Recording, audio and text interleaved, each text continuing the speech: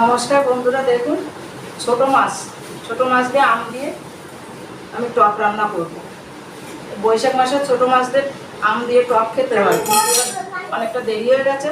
কালকে ঝড়ে আম পড়েছে গাছের, সেই আম দিয়ে আমি এখন টক রান্না করছি।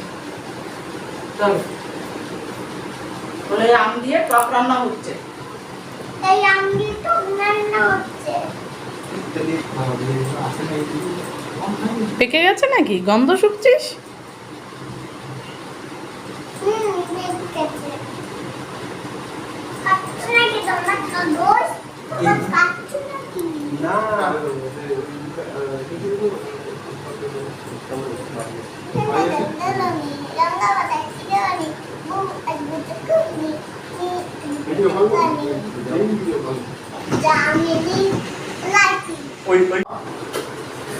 আমটা আমি এরকম বড় বড় করে কেটে নিচ্ছি।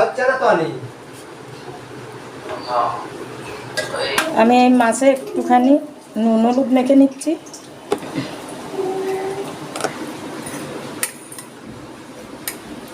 আমি আগেই কড়াই বসিয়ে তেল দিয়ে দিয়েছি।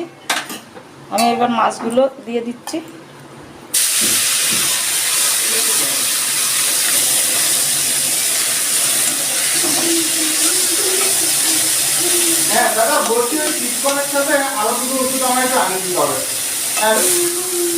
আমি মাছ আর ভাজবো না, আমি এবার ঢেলে দিচ্ছি জল।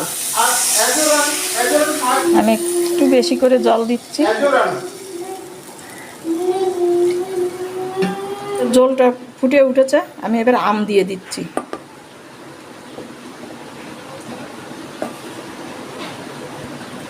দিচ্ছি আমি অল্প একটু হলুদ, দিচ্ছি স্বাদ মতো নুন। আমি টকটা এবার ফোড়ন দেব।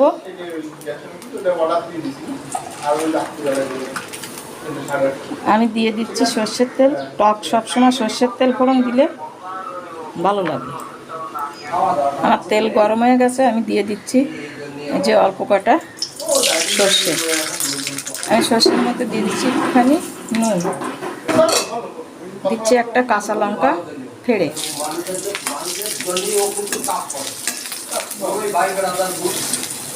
আমি টকটা এখন ঢেলে দিচ্ছি।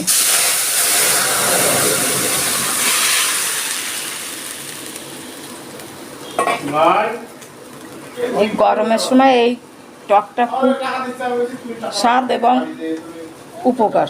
আমার হয়ে গেছে, আমি এখন নামিয়ে দিচ্ছি। গ্যাসটা অফ করে দিলাম।